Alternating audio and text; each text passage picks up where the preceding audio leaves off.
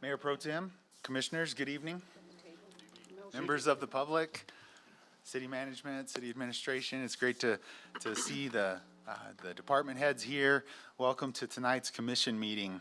We will begin as we ordinarily do with a word of prayer, and then we will go right into honoring our flags. If you would, pray with me, please.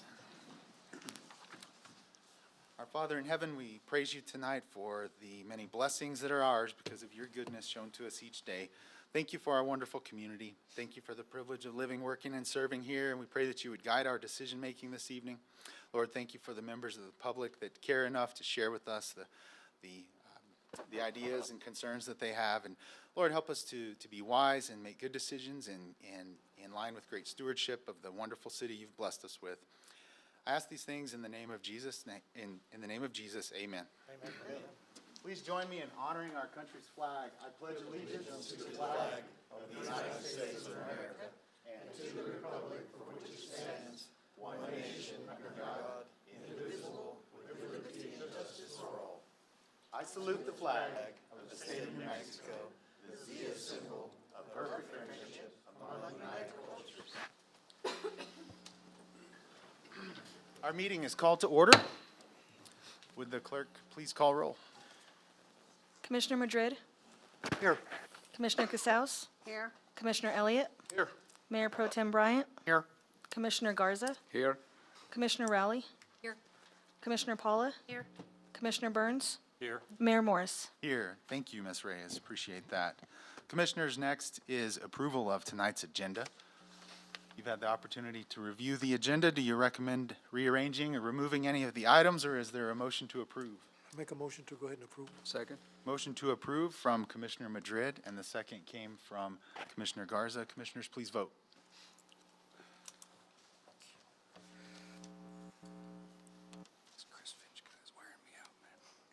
The vote is unanimous. The motion is carried. Next is approval of minutes, and we have the minutes from the November 18th, 2021 meeting in your packet. I assume you've had the chance to review those. Are there corrections to those minutes? Mayor, I'd like to make a motion to table the minutes. Okay. Second. We have a motion and a second. Motion from Commissioner Paula, second from Commissioner Casals to table the minutes or postpone those to the next meeting. Yes, please. Okay, very good. What is before you is the postponement of the minutes to the next meeting. Commissioners, please vote.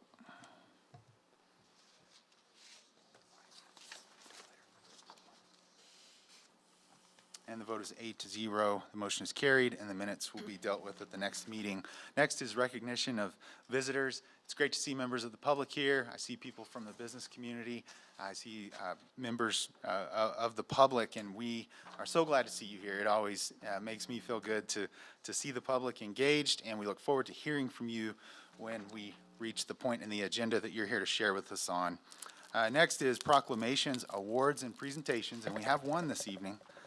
And it is recognition of Paul Nelson, our IT director.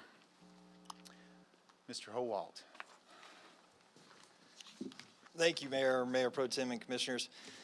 It's actually with joy for Paul that I'm up here this evening, a little bit of anxiety for myself that I'm up here this evening, and actually a little bit of jealousy that I'm up here this evening because Paul is actually younger than myself, and he is retiring from the city of Clovis. So, of course, he's going to be moving on to another career, but the fact that he's been with us for as many years as he has is exciting for himself.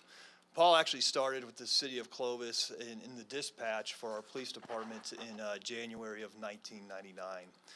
In October of 1999 is when he became the network information technologist. Do you remember? March of 01. March of 01? Okay. March 19th 01. My researchers aren't very good. Were you the first IT? I was. He was the very first IT employee that we had. And in fact, he was the very first director of our IT department that we had. Paul has taken that department from obviously just the one employee himself. So now there's actually total of five employees, including the director's position. So he's added 3 additional staff members to the department, as well as creating and developing our GIS department. Paul has been instrumental in anything IT related that you can imagine for the city of Clovis. I mean, the fact that these meetings are televised this evening on Suddenlink, they're on Facebook, they're on our website, they're on YouTube. They're on YouTube, and so Paul, Twitter, Paul has been responsible for all of that. I'm assuming then he was responsible for initiating our email trains and using the Microsoft platform to eventually converting us over to the Google platforms, to the digital packets that you have in front of you this evening. Paul's been responsible for that, for implementing our eco-lane systems over at CATS, to assisting now with our Tyler technology improvements that we're doing. So anything and everything down to these microphones, Paul has been instrumental in for the city of Clovis. I'm excited for you, Paul. Me too. You know, you've been an asset to the city of Clovis, and you're certainly going to be missed. So thank you. Congratulations. Thank you. And good luck. Thank you. I need it. Mayor. Thank you for those comments, Mr. Howalt. Great job recognizing a very key employee over the years, and I want to congratulate you on your retirement and wish you the very best in the next chapter. I'm going to make my way down to hand you a plaque and let the commissioners and Mayor Pro Tem perhaps share some comments. Thank you.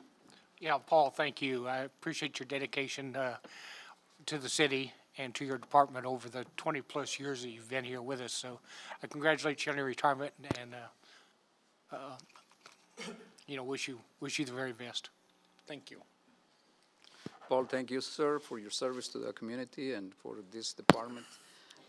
It's always something with new technology, and you guide us through it, and it's something that we still going to be using for a long time, but we thank you for your service. Thank you. Thanks, Paul. Appreciate you so much. And Thank you. enjoy your retirement. Paul, as you know, I value your friendship, and I appreciate the fact that you're going to be staying in Clovis and looking forward to your new ventures. Yeah, not going anywhere, staying in Clovis, you're right. I want to thank you, Paul. I've known Paul for a long time. I used to know him when they lived on State Road 311. So I've known him for a long, long time. Day or two. You saw him ride bicycles up and down the road, probably. Motorcycles, I wasn't a Oh, bicyclist. motorcycles. That road, you get hurt on that road on a bicycle. Thank you, Paul. You are an asset to the city, and I wish you luck. Thank you. Thank you, Paul. Congratulations on your retirement. Thank you. Congratulations, Paul, and we wish you all the best in your new venture. Thank you. Good luck. Thank you. Paul, if you'd like to share anything. Thank you.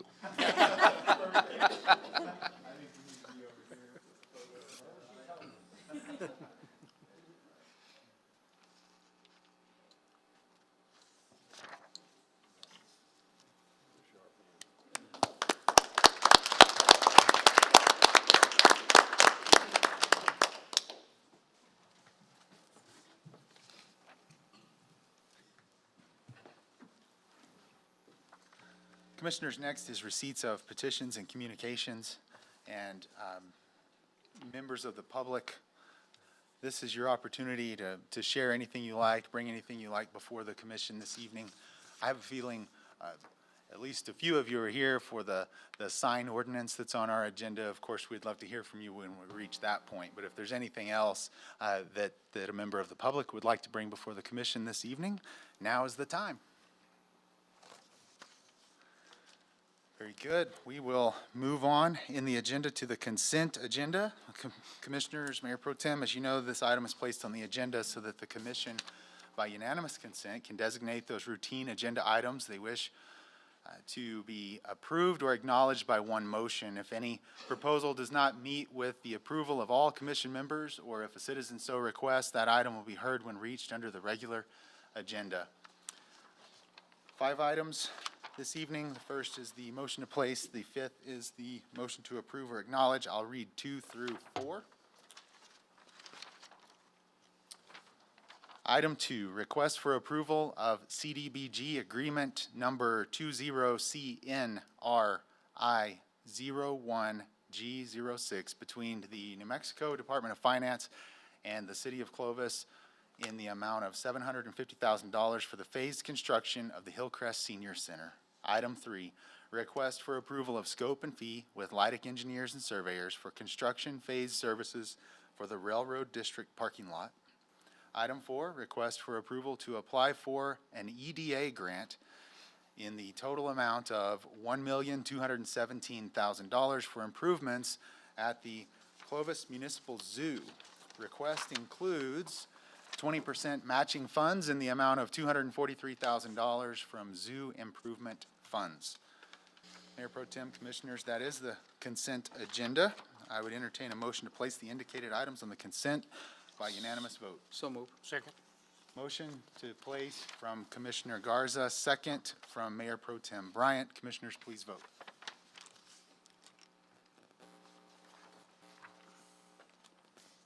And the vote is unanimous, and the items have been placed on the consent agenda. I would now entertain a motion to approve or acknowledge all items on the consent agenda. Motion to approve. Motion to approve from Commissioner Madrid, second from Commissioner Casals. What is before you is the approval of all items on the consent agenda. Commissioners, please vote.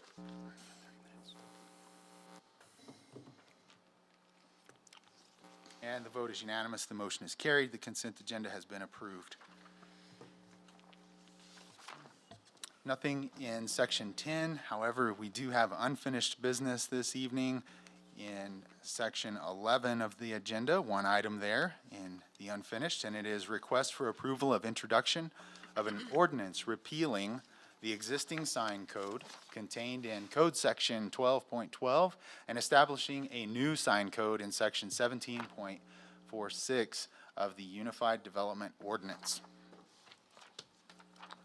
Mr. Morris? Thank you, Mayor, and good evening, Mayor, Mayor Pro Tem, and Commissioners. So the sign code is back after being tabled at its introduction at our last meeting. In your commission packet, you have three things included in this section. You have our existing sign code, you have the sign code as it was presented at the last meeting, and then you have the sign code with the changes I've made, which are highlighted since our last meeting. If I may briefly go over those. On page 3, the highlighted section, I cleaned up some typos in the abandoned signs definitional section and moved the enforcement to page 7 and page 18. On page 6, I added clarification that ribbons, streamers, etc. are allowed as part of a promotional display later on in the sign code. Also on page 6, I drafted language regarding signs with flashing lights such that we only prohibit signs that are distracting to drivers or attempted to do so. I'm open to suggestions on that language. Page 13, I increased the height of freestanding signs on 6084 from 35 to 40 feet.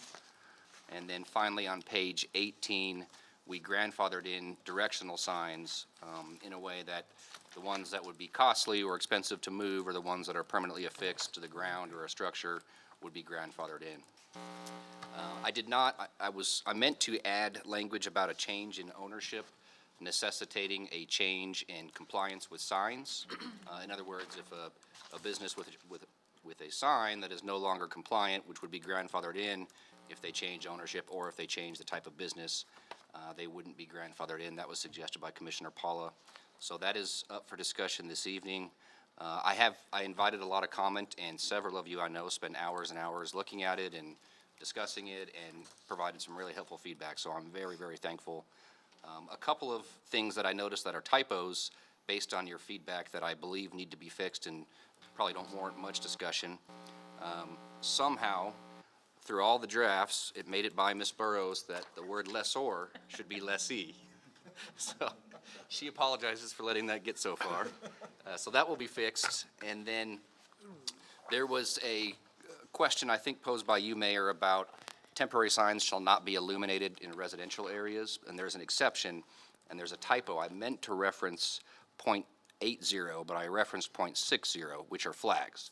So I will fix that, and again, the intent is, obviously, if you're going to display a flag at night, it can and should be illuminated. So with that, I'm happy to go into sort of the same background that I did at the last meeting, or I guess we can open it up for discussion. Whatever your pleasure is, Mayor. Yeah, I appreciate that, Mr. Morris. I think that we'll open it up for discussion after Commissioners, if I may, I wanted to share, which actually would be providing a little bit of background. But if you'll notice in the proposed ordinance, which Mr. Morris has worked an awful lot on, so thank you again for all the work that you've put into that. But the section 17.45 outlines the purpose, and I think it's important that we remember the purpose of this, that the members of the public and the business community certainly remembers the purpose of all of this. And it is, as I said, it's in section 1745, but it says here that the purpose is to regulate size, color, lighting, movement, materials, location, height, and condition of all signs within the city, thus ensuring the protection of property values and the character of various neighborhoods, the aesthetic value of the city, while encouraging economic development. This chapter allows adequate communication through signage while encouraging aesthetic quality in design, location, size, and purpose of all signs. And then this, if you've already started to zone out and not pay attention to the wordy mayor, please listen to this part. This is important. This chapter shall be interpreted in a manner consistent with the First Amendment of the United States Constitution, which guarantees free speech, including prohibition of regulating signage based on content, viewpoint, or message. So, boil it all down, what the purpose of this is to organize signs in our city in an orderly manner in order to protect property values and preserve the aesthetic value of our city, and then very importantly, bring our sign code into compliance with the United States Constitution and the First Amendment. So it was necessary that we take this up. I've had people mention to me that it may be kind of trivial that we're working on a sign code and that we have bigger issues that we could be dealing with. And while I would agree with that, this is an important issue, just as they all are. And you as commissioners need to take it as seriously and put the study and the time in to get it done right. In this case, just as you would in any issue that the city is facing. So wanted to just point that out, so that's the purpose. The layman's term goal of this is to get something that's workable. We don't want to put burden on businesses, but we do, since we're doing it, we want to do something that's going to be good for our city and perhaps add to the orderly aesthetics of the city. And so that's the goal behind all of this, and we have taken a tremendous amount of input from folks in the sign industry as well as folks from the business community, and in fact, what is before us this evening has been largely shaped by that input. So with that, I would maybe open it up for discussion. Mayor Pro Tem or Commissioners, do you have anything?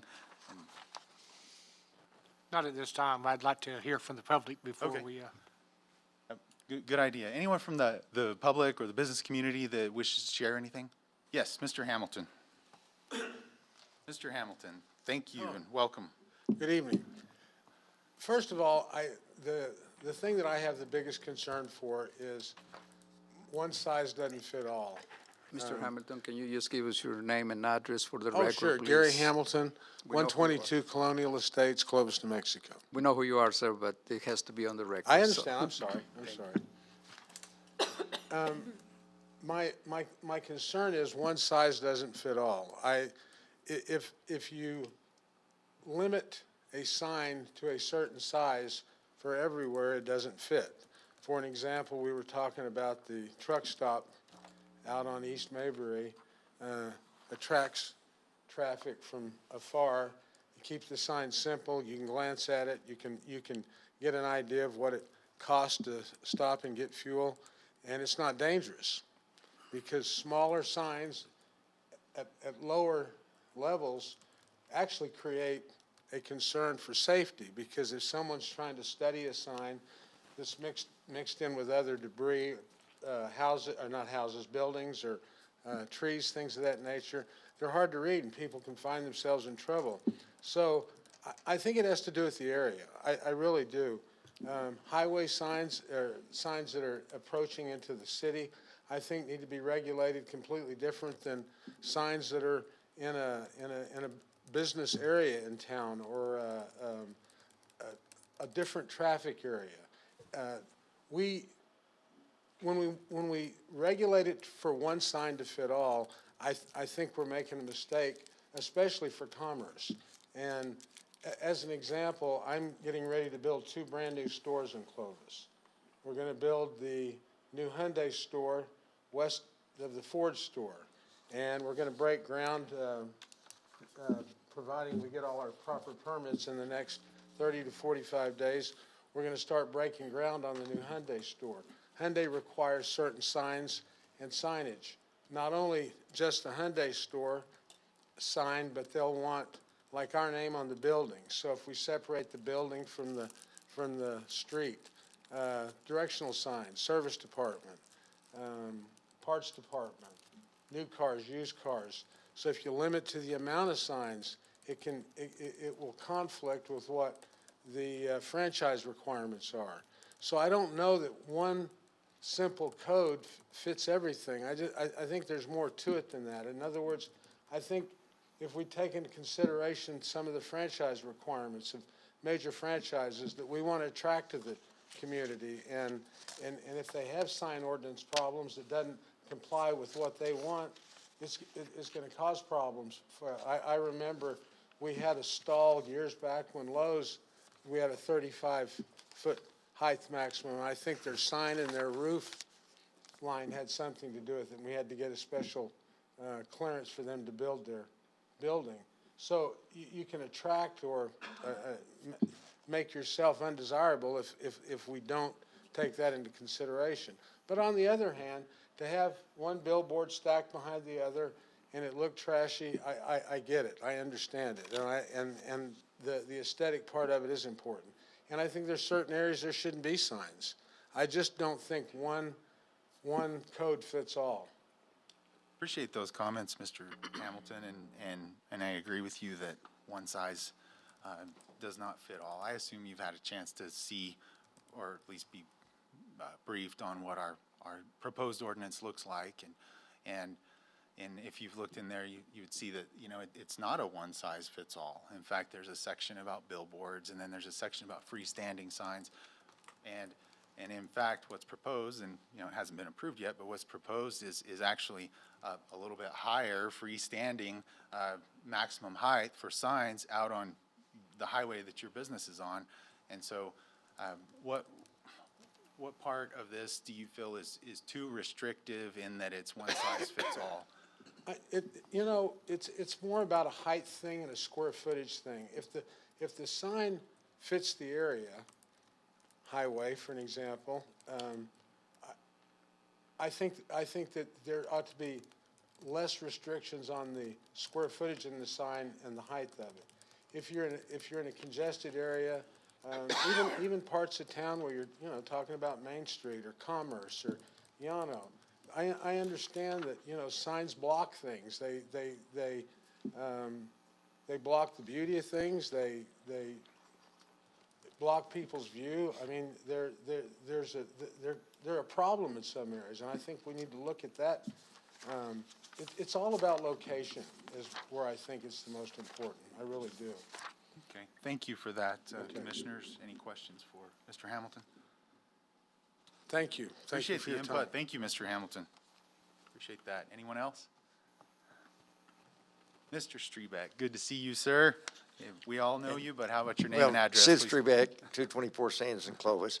And I'll just echo a little bit about what Gary says. I think we all want to maintain the beauty of our city, but when somebody invests the kind of money that he's going to be investing in a new dealership, and then you put the same size sign that if somebody was putting in a barbershop, then that just doesn't make sense. And so it does, and I just think, and I don't know all the numbers exactly, but, somewhere around 60 foot out on the highway where your people are driving fast, and it's a lot different than it is where you've got stoplights, and even on Prince, traffic's not moving that fast, and people are stopping and different things, and so you don't need that big a sign there. we might be just a little out of compliance at K-Bob's even with our sign. In terms of height, I'm not sure. I can't remember what Brandon said about that. But then the other thing that I'm a little nervous about is if Gary were to sell his dealerships, and then somebody said, well, you're going to have to spend a lot of money and lower your signs, that has a certain amount of, it's more with the business, and that gets expensive. And I just don't think any of us want us to be a city that's hard to do business in, and we're not. But if we're not careful, we do.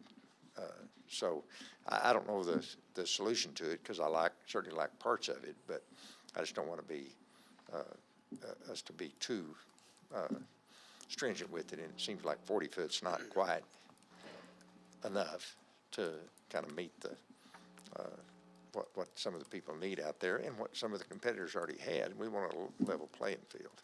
So anyway, but it's a tough decision. So thank you. Appreciate those comments. Commissioners, I'd remind everyone that the proposal before you, which is all open for discussion, but however, the maximum sign height by street classification, I'd direct you to that. It's on, it's in the business districts section, table number 2. We actually do recognize different types of streets, different classes of streets, and allow for different sizes, both height and, if you look in table 3, square footage. So we certainly do recognize the need to have different heights in different parts of town. Any other comments from the business community or the public? Mayor, may I make a couple of comments just before? Yes. Just to, for some, so if you recall, the original drafts that we put together did regulate signs by zone. And so the complete revamp we did now has signs, now in a commercial, general, or industrial zone, signs regulated by 4 different street classifications: residential, collector, arterial, and then 60, 70, 84, which there'll be a corresponding appendix with a color-coded map as well. So I agree. I think, just in putting together that freestanding sign regulation table, looking at other city sign code, as I mentioned before, first of all, we're the first city in New Mexico to adopt a content neutral, and at least that's on Muni Code. Maybe somebody else has, and it hasn't made it to Muni Code yet. But second of all, I think regulating signs by streets makes the most sense, and the sign codes that, to me, read the best do that. And for example, Rio Rancho and Albuquerque, they probably have 50 different streets itemized and different regulations based on types of neighborhoods, characters of neighborhoods. So you could go as detailed as you want, but right now it just wanted to point out that, in a commercial, general, and industrial zone, 20 feet, collector and arterial 30 feet, and then as it stands now, 40 foot on 60, 70, 84. Yeah, appreciate that, and do appreciate the table that I believe everyone is looking at the table. And, sometimes when we make comparisons, whether it's about signs or anything else with other cities, I sometimes grow tired of comparisons. However, it is helpful to look at what other cities are doing and what's working for them. In Hobbs, the maximum height for freestanding signs is 35 feet. Bernalillo, 17 feet. Rio Rancho, 10. Roswell, 35 feet. Farmington, 30. And Las Cruces, it depends on where you're at, anywhere Type from of street. 6 to... Yes, sir. Las Cruces, I'm sorry to interrupt, Mayor, it depends on the type of street. Yep. So residential's 6 foot, and then they have probably 15 different types of streets, all the way up to a major highway, which is 30 foot. And I would add that there are dozens of cities that don't have sign codes, or have sign codes that are minimal like ours right now that don't have height restrictions. So just, that table isn't, I didn't put a city on that table that simply doesn't have a restriction or doesn't have a sign code. There's lots of those as well. Right. No, I appreciate that. But again, it's helpful to look at some of these other cities that we're familiar with because we've visited them from one time or another, and to understand that, 35 foot is the maximum height in Hobbs and Roswell, for example.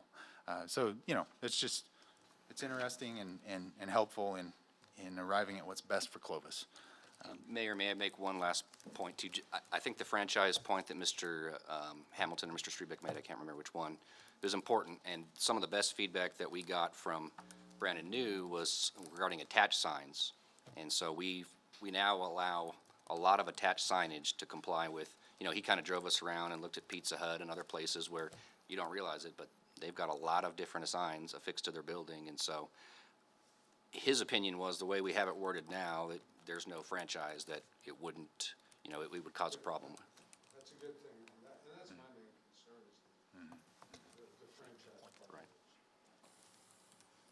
Mr. Howell? And just for, like I said, just to point out what the attached signs were, of course, we say that you can have 5 attached signs on the exterior wall of the primary building or structure.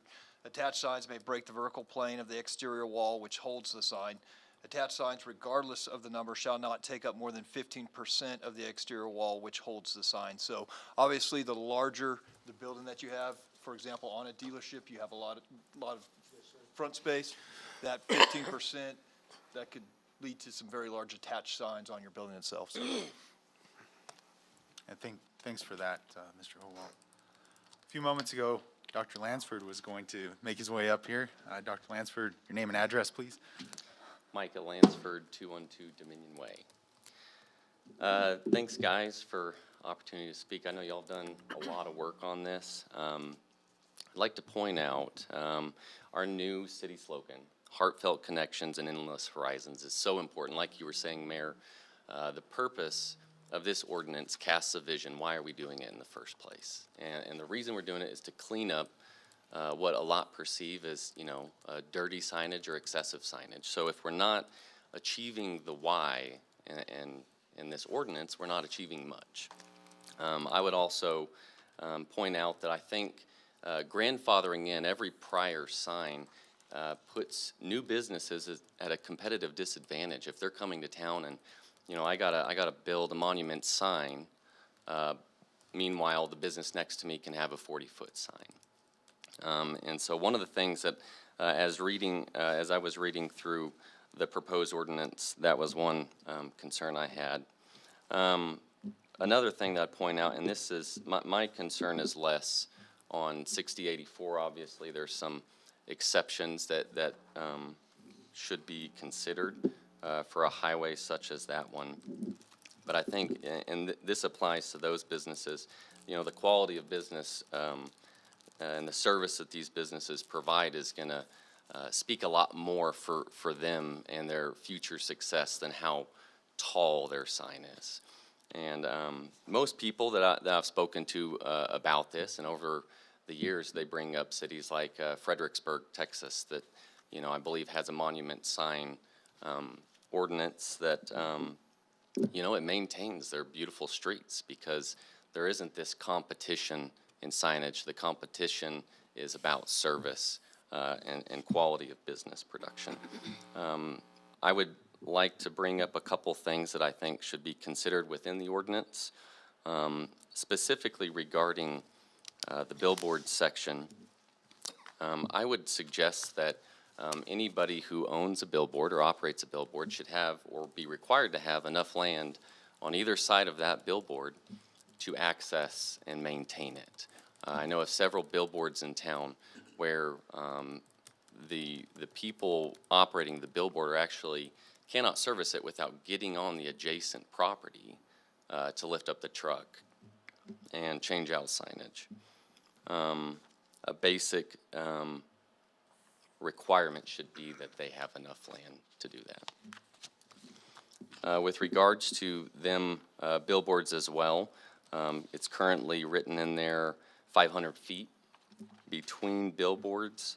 That would allow for as many as 10 billboards every mile at 500 feet. I would suggest something longer than 500 feet.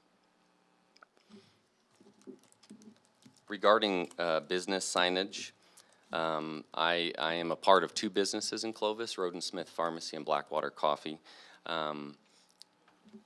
I believe that instituting a monument signage would beautify our city more than just about anything else.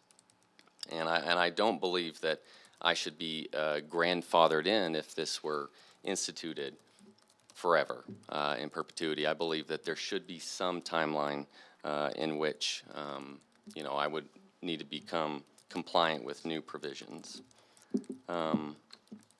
That's the concerns I wanted to bring up with you guys. I'm happy to answer any questions if you have any. Appreciate those comments and concerns. Thank you for sharing them with us. Comments or questions for Dr. Lansford? No, well said. Thank you. Appreciate it.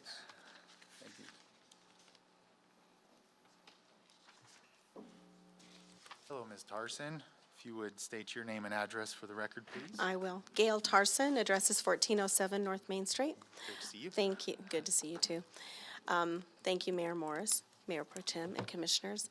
I'd hoped to avoid visiting tonight, but all in all, anybody that knows me, I like things orderly. I like things neat. But I also recognize that our success in this community and our economy is based strongly on our businesses and our ability to communicate out to the public that we are there, a constant reminder that we're there. I appreciate all the work that everybody's gone through with this and that you have adopted and modified it based on Brannon's feedback and information. I've appreciated that Brannon has kept us all informed as well on this because I wouldn't have known anything about it otherwise. I echo what Mr. Hamilton and Mr. Strebeck have said. However, having listened to things, because I haven't read the ordinance proposed, I'm just basing it on feedback. I thought everyone had read it. I'm sorry. Right, just right, kidding. right. So I appreciate that you guys have made modifications to accommodate those things. I know that one of my concerns was related to my flag pole sign on my building. For those of you who don't know where that is, it's on Main Street, right as Commerce curves in, and I'm sandwiched between two other buildings, so I'm easy to miss. And so that flagpole sign is one that is out that can be seen, and if I understood the ordinance correctly, that might not comply. So that would be a concern for me. And maybe I can apply for a variance, exception, I'm not sure, but that would be a concern because, again, we're not all the same and there's different circumstances. And then other thing I want to just comment on, and Mike, I appreciate your comments, and I want an aesthetically beautiful community as well. But not all businesses have the finances to re-signage. And that could be quite an expense, and we've already spent the money, whereas a new business coming in, they have the advantage of just investing in the new process. Whereas if you're asking all of the existing businesses to tear down and start up new, that can be costly and can be difficult on them. So those are my comments. I do appreciate everything you guys do. I trust my commissioners to do what's right for our community as well as our businesses, because our success is the community's success. So with that, I just appreciate you letting me voice my opinions. Thank you. Thank you for that, Ms. Tarson. Appreciate that. Well said. Any other comments? We allow higher flagpoles in commercial general. Mayor? Yes, Mayor Pro Tem. I think we all have the same thing in mind of having a community and a city that looks nice, especially from the entrances to the city. And my problem is, I look more at the billboards probably than the freestanding signs. And I know we have some unsightly billboards out there, and some that probably should come down, probably some that should be redone, some that just need to be cleaned up. I have more of a problem with that. I really don't have a problem on 6884 with a 60-foot sign. I mean, I think most of those businesses keep those signs nice, they look good. Some of it, that's the only way of advertising your business. So I definitely understand it. My main thing on this is, the committee that was formed to look at this has worked hard and long at how to make all this work and to do this ordinance. I don't want to get in a hurry and put this ordinance together and 30 days from now realize there's something we missed. That's the last thing I want to happen. If we're going to do it, let's do it right. Let's do it right the first time and make sure it's, it's the way it should be. So just my comments. Thank you, Mayor Pro Tem. Appreciate your comments. Anyone else have something to add at this point? Mayor, I'd like to take a stab at Yeah. it, if you don't mind. Yeah, Commissioner Paula, go ahead. I'm like Ms. Tarson, I have a very orderly brain. And so the way I'd like to do it is just kind of start at the beginning of the ordinance and work our way through with some of the questions or concerns or opinions that I have. I guess my first thought on, under the definitions where we talk about abandoned signs, this would be on page 3 of the ordinance. It says that it is abandoned if it no longer contains advertising material and remains in such a condition for a period of 6 months. In my opinion, that's an awful long time. Can we shorten that to, say, 3 months? Does that? If I may, thank you, Commissioner. So anything can be changed, and up until the final introduction, or the final adoption, which would be at least 30 days from now, changes can be made. Okay. So so we can come up with something this evening, and then before our next meeting, get more feedback. We can make changes before the next meeting and all the way up through the next meeting. Okay. So it's not set in stone until final adoption. Well, I'm going to go through here and tell you my thoughts, and anybody here on the commission that has a different opinion, please, I'm trying to start some discussion here. So that's my first thought. I hate to look at an abandoned sign for another 6 months when it's been sitting there for years. Let's clean it up. Mayor Pro Tem, Commissioner, do you have a recommendation then? 3 months. Okay, thank you. My next question and concern is on page 6, where it talks about substantially repaired. It says that substantially repairs means any repair whereby the cost of restoring the sign to its before condition would equal or exceed 50% of the market value of the sign itself. When we say market value, are we referring to current market value? I think it would be great to just specify current market value, but yes, to me, the implication when I hear the word market value is current market Okay. value. I just want to be clear on that. Commissioner, I agree with you on that. I think we should specify current. Okay. Moving on to page 9, letter F. It talks about when a sign is blown down, destroyed, basically has to be rebuilt. That's where, Mr. Morris, we talked about, I'd like to see when there's a change of ownership, change of lessee of the property, where the sign has to come into compliance. Some of these signs, I think, they'll stand for 200 years if we don't put something in there about coming into compliance with the change of ownership. I'm going to pass by where we talk about freestanding signs because I have a lot to say on that, so let me come back to that portion of it. The next thought I have is on page 14, letter G. It refers to flags. I don't want to limit the size of someone's flag. When I speak of flag, I mean the U.S. flag, the state of New Mexico flag. If they want to fly a giant flag of a U.S. flag, I'd love to let them do that. And may I just interject real quick, Commissioner? So, great point, and I saw that on the email. If under authorized signs, which is packet page 89, page 7 of the sign code, flags which have been adopted by the federal government, New Mexico, Curry County, or the city, are not regulated.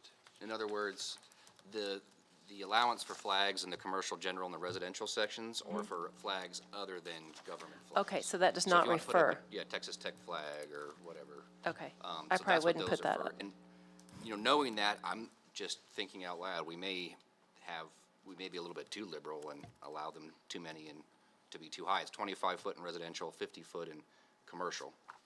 So those Well- would be, again, any flags, even political flags that are not government adopted flags. Okay, I guess I wasn't clear on that one. And Mayor, I think you had something you wanted to also say regarding the With the flag flags? and the So- height. You had an idea. Right. Well, first of all, thanks for the clarification on G, flags, because I had the same misunderstanding that we were talking about adopted flags there, and agree, Mr. Morris, with your comment that perhaps we are too liberal in what we're allowing there, knowing that. However, On the subject of flags, adopted flags, the American flag, the New Mexico flag, for example, being flown at a residence, do I understand it correctly to say that the maximum height of the flagpole is 25 feet or the highest point of the house roof line, whichever is lower, I believe is how this reads now? Right. Let me find that section. Correct, right. So if the roof of the house, or the highest point of the building was lower than 25 feet, that would be the maximum height, the way it's written now. Okay. I would like to suggest we change that to be, to allow for a 25-foot. So 25 foot or equal to the roof line, whichever is higher, so that you can have a 25-foot flagpole at your home, even if maybe your roof line isn't quite 25 feet.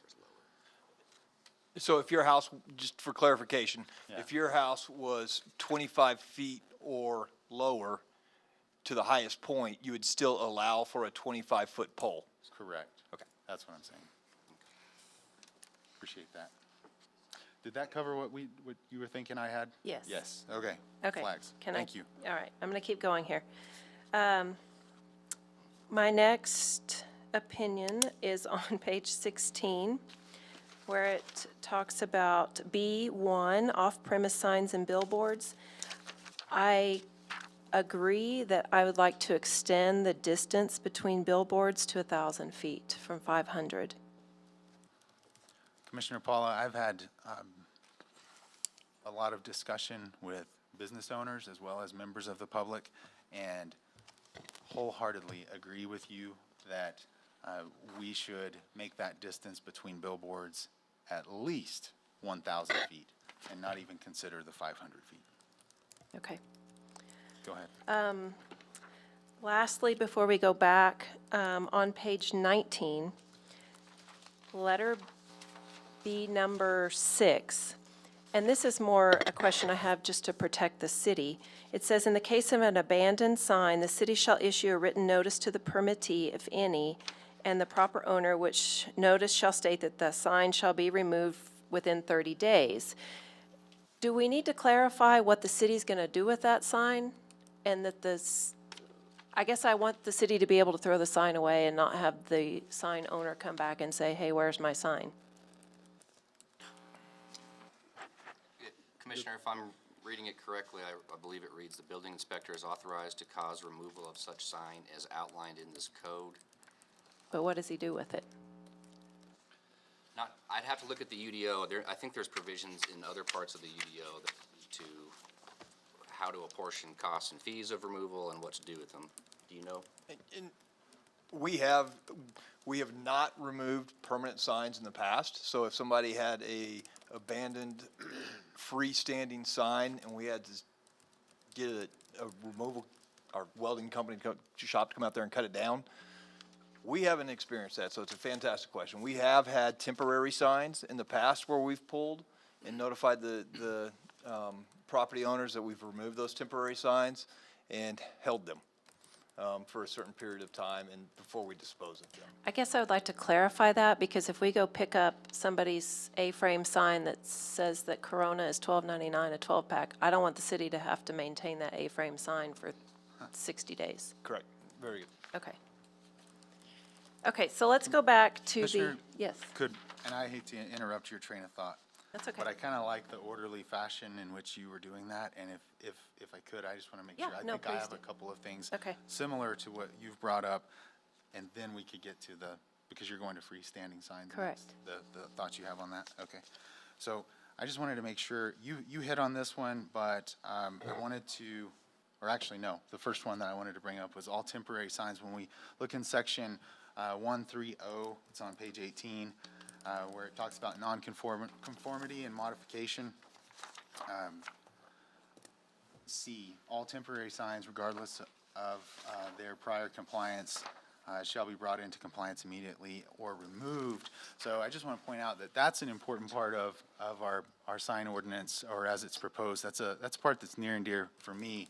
I would like to see, and I think it would be it would be a big step in cleaning up and ordering the way our city looks, is if we got rid of the temporary signs that we see in the right-of-way everywhere, at intersections and all around town. And what I'm talking about is like, you know, the beer signs and the signs that are stuck in the rights of way. And so that for me is important, and I wanted to keep that in there. And Mayor, just for the public's information, Yes. the definition, if I can find it, of a I was temporary looking sign. for that too. Yeah, absolutely. So the definition of a temporary sign means a banner, pennant, poster, or advertising display constructed of paper, cloth, canvas, plastic sheet, cardboard, wallboard, plywood, or other like materials, and that appears to be intended or is determined by the code official to be displayed for a limited period of time. Thanks for that explanation, Mr. Howalt. And I'm just kind of working backwards through my copy and looking at my notes. And so I just wanted to reiterate the 1,000-foot distance between billboards. I think that that's important. And I wanted to point out that we've otherwise taken the exact suggestions from the sign professionals and from other folks from the business community, and we're proposing a 40-foot height maximum on billboards and a 300 square foot sign face, and that's just 2 sign faces back to back parallel. However, if you think about our beautiful skylines, sunrises and sunsets, and then you think about 500 feet being, give or take, a city block, the potential exists for parts of town, or potentially all over town, to be saturated with a billboard every block. And I don't feel the way I do about this because I discount the value of billboards and billboard advertising. In my own business, I've leveraged that in the past and think that it is certainly valuable and respect the industry. However, I think there's a balance to strike somewhere, and I don't want to see us have billboards at 500 feet. I think 1,000 would be the minimum distance between billboards. Thanks for that. Mayor, may I make one point before we're off topic? Yes, please. Just because I don't think anyone probably still has the reference tables that I had issued last year. I'm looking at the one for billboards, just for some perspective. Now, of course, there's many cities that don't have regulations, but in comparable cities that do, Hobbs, 800 feet apart, Roswell, 1,000 feet, Farmington, 750 feet, Rio Rancho, 5,000 feet. So, and our current sign code is 300 feet. Okay. I forgot if we even had a distance in our current sign code. Thank you for that, Mr. Morris. Good perspective. Let's see here. I wanted to be sure and bring up while I want to see temporary signs, I want to see them removed from the rights of way around town. I think that would go a long way in cleaning things up. I am concerned, though, about businesses that may need a temporary sign, and I don't want to inadvertently throw the baby out with the bathwater, so to speak. If you think about a business, for example, downtown, a restaurant or a brewery downtown that needs a menu board or something outside, I think that it's entirely appropriate, and we should allow for that to be, right outside the entrance. So I think we need to consider maybe some number of feet from the entrance, from the main entrance of a business. Temporary signs are allowed to be displayed by that business as long as it's, again, some minimum or some maximum number of feet from the main entrance of the business. I guess I would suggest, 5 or 10 feet. I'm not sure. I don't have a strong feeling about that, but I just think we need to make sure and look out for those businesses that would have a need or a desire to have something on a temporary sign. But let's make sure we don't let those temporary signs back into the right of way or close to the roadway.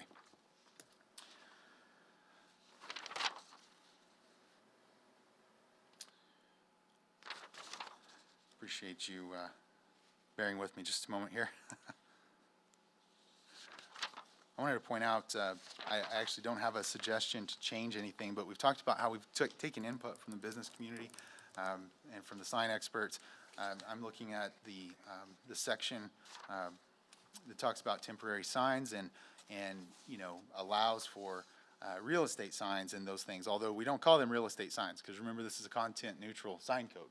But I just wanted to point out that there were a lot of signs, temporary signs in residential areas that we took input from the real estate business community, and that helped shape that section of the code.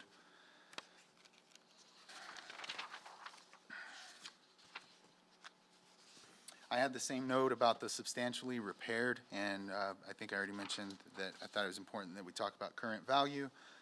And then, Mr. Morris, can I ask you to, you said you cleaned up the language about flashing signs. So when we talk about flashing signs, I believe there's currently a billboard at 6084 and Prince, and the lights just really flash, like there's a white light flashing, right, on a billboard. I mean, certainly you mean that when we say we don't want flashing lights on signs. But how about these digital signs that you see? You know, it's like it's a digital marquee under maybe the face of the freestanding sign in a business, and you have lights. You have a digital display that's changing and moving and doing all those things. Is that a flashing sign? Thank you, Mayor. Yeah. So the way I have it worded now, I'm not prohibiting any sign based on its lights. And so you can have any sort of lighted, moving, whatever sign you want. The trigger is that if the sign is positioned in such a manner that it significantly distracts drivers and is a threat to public safety. Okay. So that is not the exact same language, but that's more or less the language a lot of other sign codes use.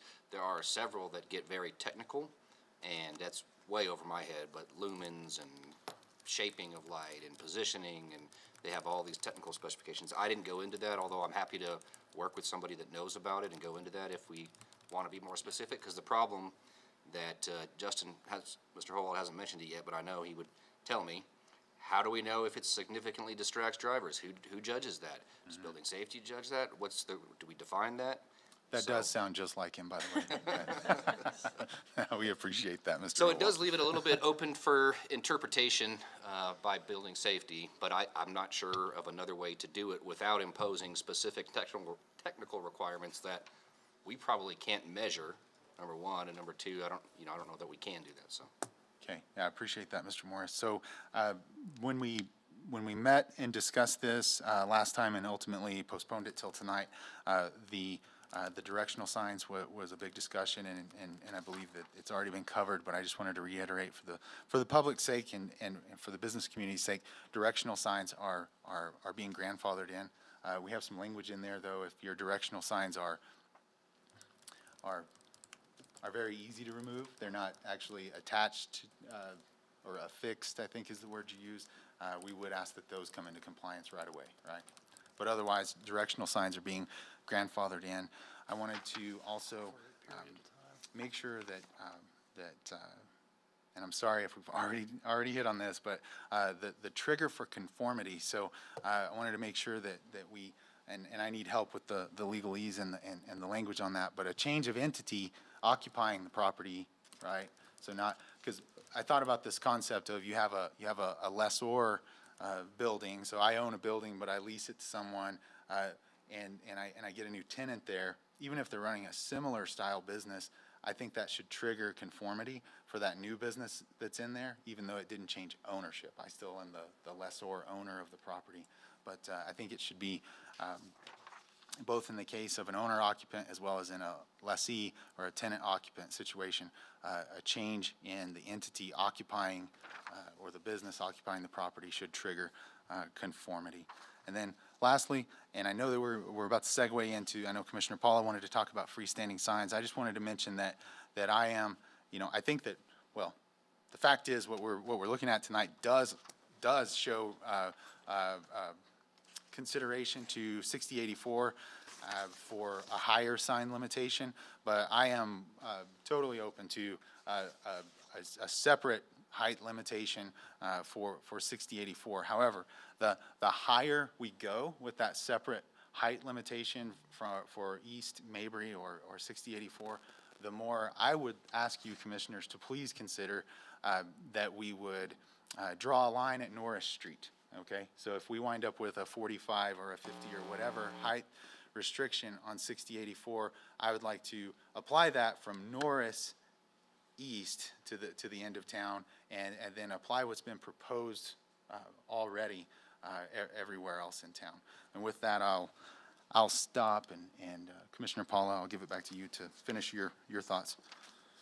Okay, well, let's go back to freestanding signs on page 12. Okay. I completely agree with what you just said regarding, I feel like there's a different feel to the city east of Norris Street on 6084 as there is west of Norris Street. West, you start getting into the town itself. I agree with the business owners east of Norris. I think you need a higher sign. I think people are traveling 50 to 65 miles an hour. I don't have a problem with the 60 feet at that part of town, just because of the rate of speed that people are traveling. Once you pass Norris, I would like to see that drop. I'm not gonna give a specific footage. I'm gonna leave that for you guys to give me some opinion on that one. However, I have a very different thought of what should happen north of Prince Street. North of 6084. So once you turn off of 6084, you're in the heart of Clovis. And I think Dr. Lansford put it perfectly when he said the success of the businesses is going to come in the future from the beauty of our city, not the height of our signs. And I think the intent and the purpose of this ordinance is the aesthetic value that it's going to bring the city. So I would like to propose, and I'm completely open to discussion, if we're going to create something new, let's make it nice. Let's make it classy. I would like to see within the next 10 years movement towards the monument sign, which, if you're not familiar with the monument sign, is think of the new Dion's Pizza. Central Baptist Church has a monument sign, kind of 5-6 feet and down. And here are my thoughts. One, I think it's going to be much less expensive for business owners to maintain a sign of this height. I think with our wind, with our hail, it's very expensive to repair these signs that are 45 feet in the air. I think if you look up or down Prince Street, just as an example, if you really look in the morning, all you see are signs, signs, signs, signs, signs, signs, as far as you can see. And if we're going to have endless horizons, then let's see those endless horizons. I don't want this to be a burden on businesses. That's why I'm proposing such a long time frame for this to happen. As far as businesses that come into that begin within now and the next 10 years, they can choose whatever they want to do. I don't want there to be any competitive advantage. If they want to put up a 35-foot sign for the next 9 years and then lower it on year 10, that's fine. I just would like to see some movement towards really making an effort to beautify our city. Well, I appreciate Those are my thoughts. I appreciate those comments and that idea, Commissioner Paula, and applaud you for your courage in sharing a bold idea, and one that if we could accomplish it, I agree, would look wonderful and would definitely improve the aesthetics. Commissioners, Mayor Pro Tem, any comments on that? I like that idea. I want to speak to that. As you know, I think most everybody knows, I have a business on Prince. So that would absolutely affect me. I don't really have an issue with that, but I don't know that I'm prepared today to make a decision on the height. I think a lot of you know that Lubbock has a really low sign height in the business districts. And I personally have had troubles in the past finding a business. Now, that was back before Google, when I lived in Lubbock, but I'm not against the idea, Commissioner, but I don't know where we need to go tonight, but I'm not prepared to change that tonight. Yeah, appreciate that, Commissioner. Other thoughts? Is it too late to speak again? No, it's not. We would welcome it. Well, welcome again, Ms. Tarson. Thank you. I'm still Gail Tarson, and I still reside at 1407 North Main Street. I like what you're saying, Commissioner Paula, but one thing we want to keep in mind too, let's look at Main Street, and the ability to put a monument sign there does not exist. I'll give you, again, I'm going to go back to my little sidewalk area. There's no place I could put a monument sign that would one or the other interfere with walking traffic or the driving parking traffic. So again, therefore that flag sign I have up is really my only signage. So again, I just think about Main Street and how tight and small, and it's all sidewalk. So I Totally. just wanted to mention that. Totally agree with you on that, and I think if we were to implement an idea like Commissioner Paula has presented it, we would have to give, obviously, consideration to Main Street and probably places I'm not even thinking about that, it's just not possible. So, we would have to have a different style and type of sign. Did you have a? Yeah, Mayor Pro Tem, Commissioners. Main Street wouldn't be impacted because a monument sign is more of a freestanding sign in the definitions. And so it's something that's not attached to the buildings. And so obviously on Main Street currently, because there's not right-of-way there, the front of the buildings are the edge of the right-of-way line, they have to put attached signage on there anyways. And so if our existing attached signage language that's already in the ordinance, proposed ordinance, would still exist. Okay, thank you. Then I apologize Great point. for taking more of your time. I was right there with you, Ms. Tarson. I was thinking the same thing. Yeah. Mayor, if I may. Yes, Ms. Tarson, thank you for that, because I know this idea that I have is not a perfect idea. I'm completely open to people's opinions, ideas, thoughts on it, but I just want to have the discussion. Yeah, appreciate you bringing the discussion. Yes, Dr. Lansford. No, that's all right. We've already got you. Just had one quick question. You mentioned earlier about calculating current market value of a sign to see if it exceeds. Is there a way of doing that? Do we know how you would calculate the value of a sign 20 years after it's been erected? Yeah, when we permit signs, we assign a value based off sign, the size of the sign, et cetera, and that's how we come up with the value of a sign. That'd be at the beginning when it's built, though. But if we're looking 20 years after it's built, so we would Look at the current market value. isn't that what was said was a current market value? Yeah, appreciate you bringing that up. We talked about current market value, so then I guess we would have to define, are we talking about the actual cash value, the depreciated value currently of that sign, or are we talking about the replacement cost value of that sign? So current market value in anything means what you can replace that sign for today. So we're talking about replacement cost. Replacement Correct. value. So, Yeah. Yeah.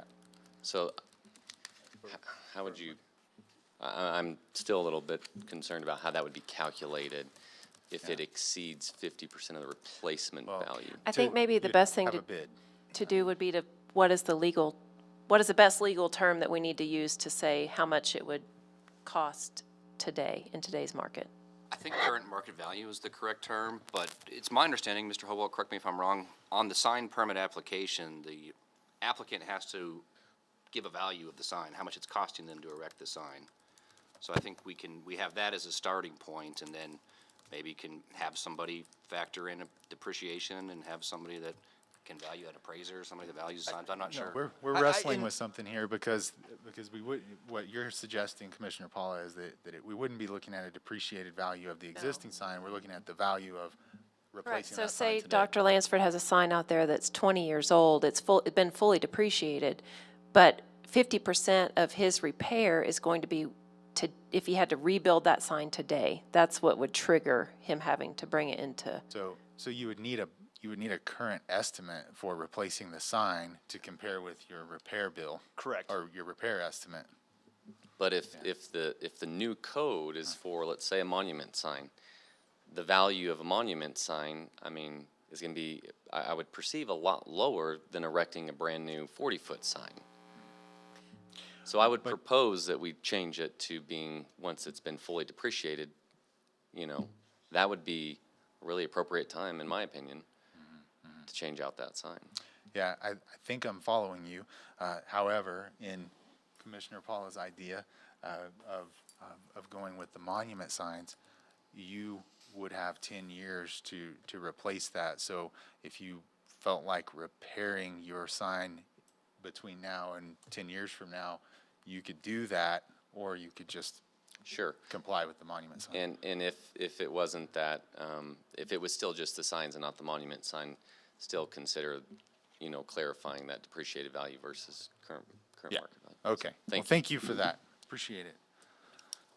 So, current market value, and by that we mean cost to replace today. Mayor, I think we need to clean up language because I wasn't on the same page either. I was thinking current market value as it sits, what's its value today.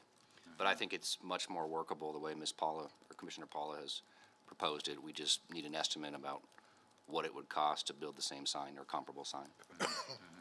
Okay. So we can certainly get there with the language on that. Okay.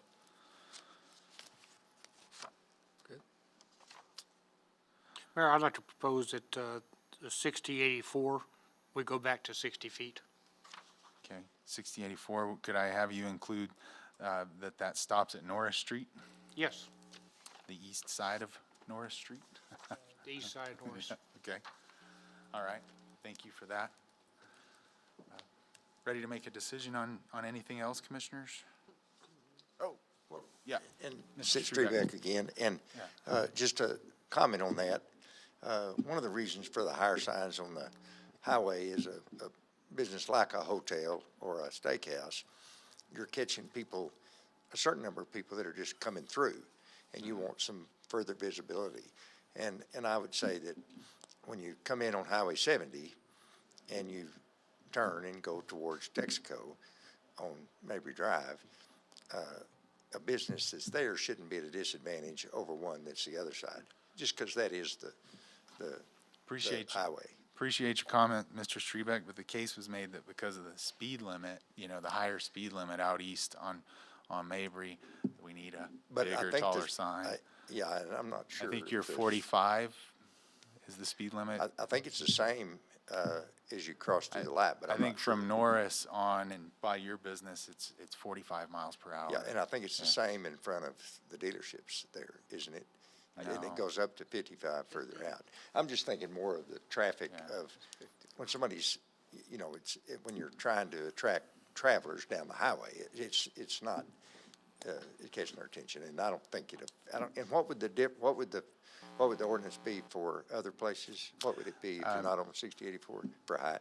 Well, we would still need to nail that down, but we had proposed for the section of highway that's in front of your business.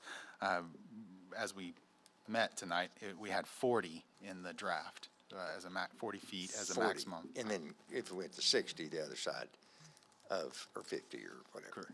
But potentially, that's what these commissioners could And decide. that would Yes, be, sir. I'd be okay Yeah. with that. Yeah.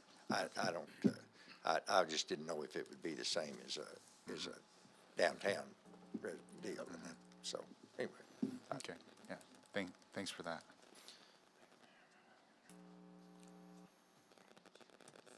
Okay. Mayor, the one thing we haven't discussed, and we should, is the square footage of the signs. Okay. Okay, we have, of the freestanding signs specifically? Yes. Yeah, okay. So in the case of the residential and collector and arterial street classes, it's 120 square feet. And in the case of the taller signs, we have 200 square feet.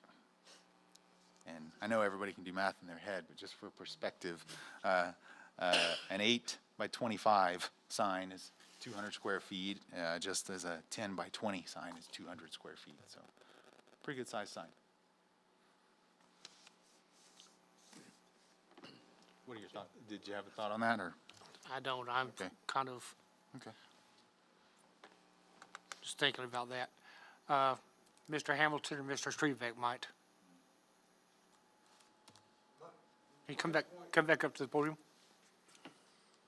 My point is,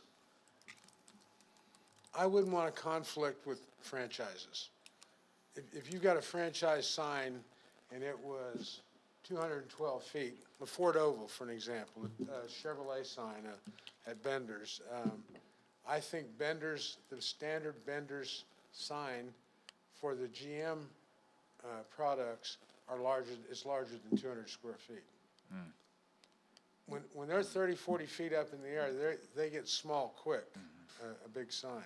And so if we could write into and I don't know what the fairness of it is, but if we could write into the ordinance that we would accept, national franchise signs, I wouldn't struggle with it, but I don't know what the fairness of that is. How do I tell Toyota I'm going to build a new Toyota store as well as soon as we move into the Hyundai store west of the Ford store? We're tearing down the Hyundai store and the new Toyota store is going there. They've got a standard sign. What if it doesn't comply with the ordinance? What do we do in that case? Well, and while I'm not in the business that you're in, but I do represent a company that's extremely concerned about brand integrity and size of sign and all those kinds of things. And so if I were to need to have a new sign put on my building, one of the first things the company that I'm contracted with would ask me for is a copy of my city's sign ordinance, so that they could tell me exactly what size of sign and whether it's horizontal or vertical and all of those things. And so, I mean, is it not? We get that with height, but not the square footage. Okay. Definitely with height. Yeah. Because we're going through that process with Hyundai right now. And we're working on that project. Yeah. Mr. Hamilton, the signs that are out there now, the 60-foot signs, what square footage are they now? Do you have any idea? I can't honestly tell you. I'm almost positive that the Chevrolet sign that Bender's has got up right now is greater than 200 square feet. A 4x8 sheet of plywood 30 foot up in the air, you can't hardly see it. It'll blow your mind. I bought those digital signs that we put at different places in town, and they're expensive. That's why I knew the cost of them, and I wanted a bigger one because I wanted it to be simple, easy to read, and not distract people when they're going by it. And so to get one of them that was 10 foot by 20 foot, which is 200 square feet, it was a couple $100,000 for that size sign. And you put it 30 feet up in the air and you lose it. It doesn't have anywhere near the effect that it does. And the monument signs in that effect actually are beneficial because they're at eye level and you get more value for the square footage. As you go up in the air, it costs more. But my concern again is the building the two new franchises and satisfying their requirements as well. They do give me the sign height, but I've never seen them change the blue oval size-wise. And I honestly don't know how big it is. I mean, I might be fine. I just think that if we could respect the large companies that we're trying to attract into our community and whatever their required franchise signs are, I would like to consider that. Okay, well, thank you for that, Mr. Mayor, I'd like to point out something, that since we are discussing a 60-foot height, like Mr. Hamilton said, that really will affect like the 200 feet, square feet would not work on a 60-foot tall pole, like Mr. Hamilton pointed out. I can tell you that. Do you have a suggestion? I don't, but I think that would be a question that we could ask somebody that's a professional in the sign business. Mayor, may I interject? Yes. Because I've asked that question.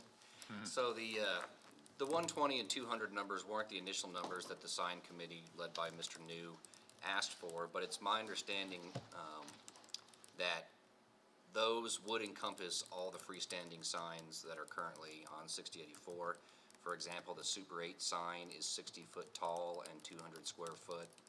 And so I assume he told me that he was comfortable with these numbers, and he had mentioned that when you're getting into signs that are 50 and 60 foot, the purpose isn't for someone to read the sign.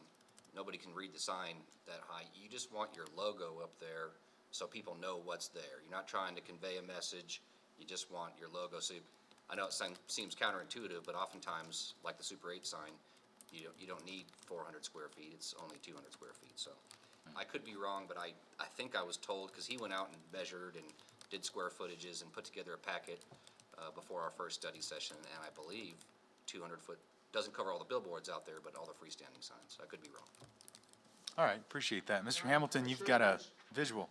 And I've got several of these, and this is an example of what I'm talking about. Here is this is a show and tell. You can see, you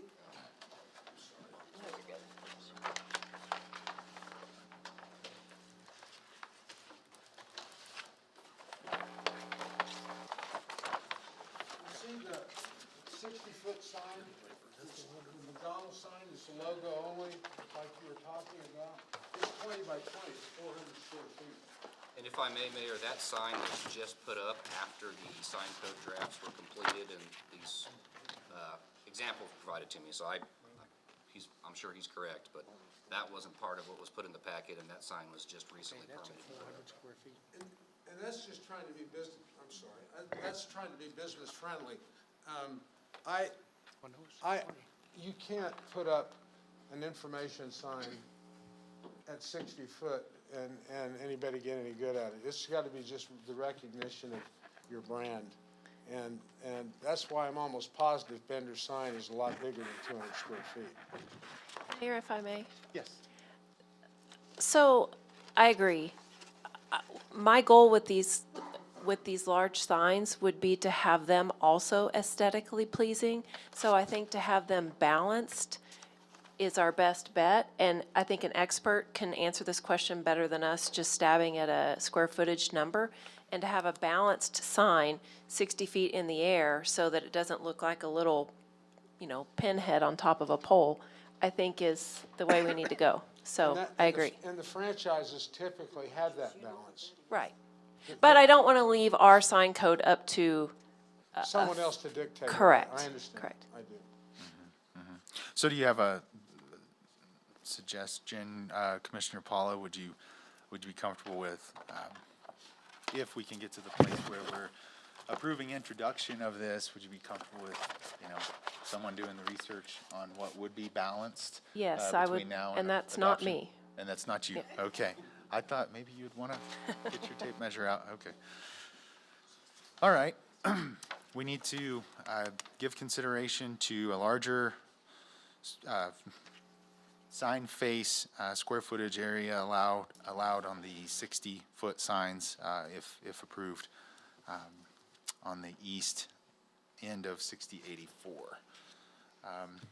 Other thoughts? Just as an aside, Mayor, that sign was erected and recently, knowing that we were in the process of constructing our sign code and that it could potentially not be grandfathered in. So I just wanted to point that out to the commission. So they were aware that Full they ran the disclosure. risk of Absolutely. of not being compliant. Okay. Okay. All right, so let's talk about the height of signs on the rest of 6084, and as it becomes 607084, headed west. What are you all comfortable with? And Mayor Pro Tem and Commissioners, just for informational purposes, it's US 607084 until you get to Prince Street, and then it's 6084 from Prince Street going west. Okay. Thanks for that. So, but I think that we could look at, for simplicity, we could look at from Norris west, right? East. West. No, we're going west. We've dealt with east of Norris. Oh, coming back. For the most part. Yeah. We're talking about west, down 6084, and then, as Mr. Howalt just pointed out, as it becomes 607084, headed west of Prince.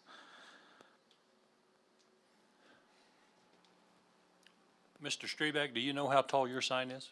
No, I texted, Brandon, he has not, sent back, he's at a meeting in Colorado City with the commission, so he's probably, but I don't know. And that, we can find out, because I don't remember, I think the 40 gets it, but I'm not positive. Okay. Commissioners, would you be comfortable with 40 and 120 square feet? Okay. Fine with that. Okay. So 40 high and 120 square feet for the rest of 6084, 607084. Question. Yes. Are we talking about 6084, how far west? Correct, so it's To Cannon Air Force Base. 60, 70, 84 to Prince, then it becomes, because 70 goes south on Prince, so then west of Prince, it becomes 60, 84, Okay, going all the way To Wheaton. to. To Wheaton yeah, is the to city limits. okay. And the speed limit, that entire direction is, 35, okay. Okay. and so there's, if you want to think about it in 3 sections, just to make it even more confusing, and we're going to use local street names. So east of Norris, we've established it 60 feet, and we're going to come up with the square footage. Then you could look at the section of roadway between Norris and Prince Street, if you so chose, and then you could look at from Prince Street going west, if you so chose.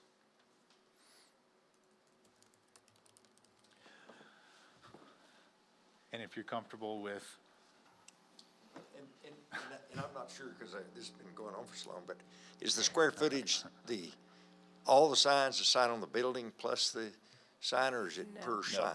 no, sir, so when we say 120 square feet, we're talking about one face of the sign. On the Freestanding sign. Yeah. Of a freestanding sign. So- And I, So as 120 Gary facing said, that way, 120 facing that way. you know, a 4x8 sign, you know, or if it was 120, 10 by 12 sign is not, I'm just not even sure what. Proposal's 200 right now, all the way Okay, along. and I would rather see it at the 200 on The all of 120 them. is for arterial and collector streets that are Okay, not 68. all right, Yeah. that, Thanks for that, Mr. Morris. I had Yes. misspoke when I Okay. was stating that earlier, which Yes, threw and- you off, and that- Mr. Strebeck. Sorry about that. We have 200 square feet for the 40-foot signs for the remainder of Mabry, from Norris all the way west to the west edge of town. All right. What else do we need to deal with? Or is everyone in agreement with me and Commissioner Paula on the 1,000-foot distance between billboards? Yep. Yes. Okay. What are the other moving parts that we need to address?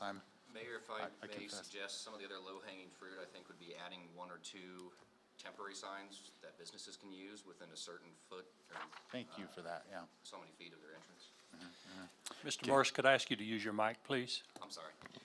Something else I think the commission will likely all agree on is allowing businesses in commercial, general, and industrial zones to use temporary signs, adding 1 or 2 temporary signs within so many feet of the entrance, as the mayor had suggested. Yeah, and Mayor Pro Tem Commissioners, and what I would recommend is we looking at the definitions in the residential zones regarding temporary signs, and the very, under D-1 on page 10, packet page 92, we could use that same language as number 1, modify it a little bit to say a property owner may place X number of temporary signs with a sign face no larger than, it says 6 square feet at the property at any time, so as long as such sign is no further than 5 feet, 10 feet from the entrance, whatever you so may choose. I would suggest 10 feet. Commissioner? Did you? 5. 5? I mean, I'm just thinking like, if we're talking about a menu for a business on Main Street or anywhere else, that's gonna be 5 feet. Because 10 feet, here's my thought. If it's 10 feet from the entrance of the business, a car can't read that going by. It's a smaller sign. So let's push it up closer to the entrance of the business. And I would like to see the business have to bring it in and out each day so that it is clearly a temporary sign. Yep. And we don't look at it as being, ragged from the wind and sun, faded. It's a temporary sign like Miss Tarson's flag. She can put it out in the morning, and then she brings it in at night. And I think they look nicer and they're better maintained that way. And I'm done. No, I agree, and I had thought about 5, but then I just thought about, I guess I won't split hairs on that, but I would prefer to see him come in and out each day. I agree with that. I think we should add that to the qualifications. And the number of temporary signs that you're allowed? 1. 1. It's always 1 in there. Yeah. Okay. Fine with that, too. Okay, any other low-hanging fruit? Sure, if I may. The 6 months to 3 months time limit for abandoned signs should be an easier one. I think we're in agreement on that.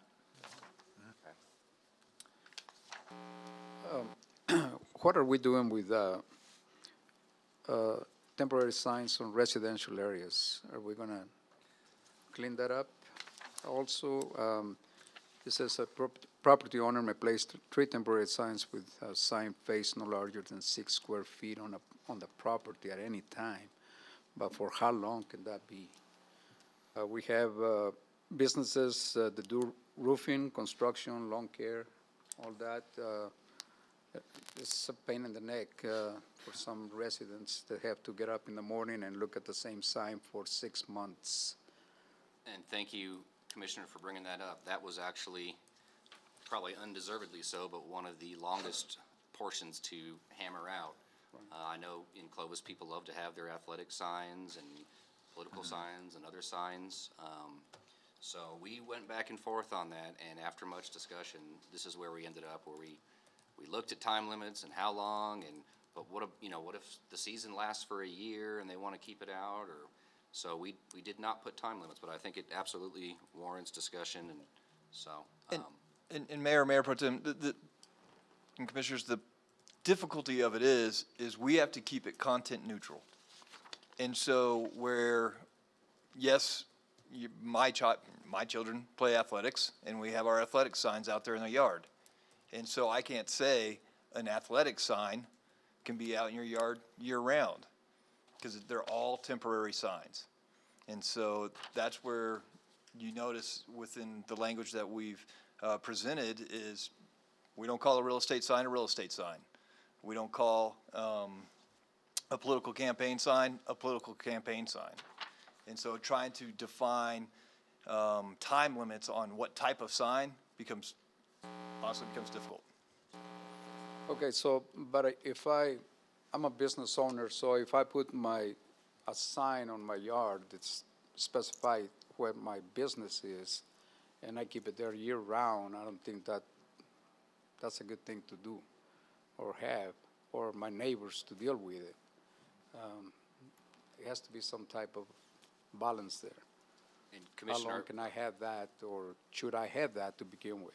and I agree, and that's something that we wrestled with, but I think unfortunately, that is the ruling of Gilbert v. Arizona, is you can't treat signs differently because of what they have on them.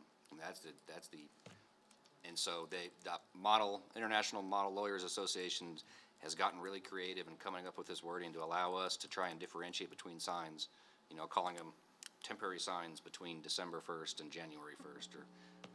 But for each one of these, just as an aside again, many of you may remember, but for each one of these designations and classifications, there's a whole analysis that the Model Lawyers Association put together with opinions about why they think this is acceptable and why not. So I'm happy to provide that if you guys would like to look at it. But yeah, it's tough to say don't put your roofsmith sign out there for 2 years, but you can't, you have to take down your Wildcat sign or whatever. So I'm open to whatever suggestions or changes the commission has.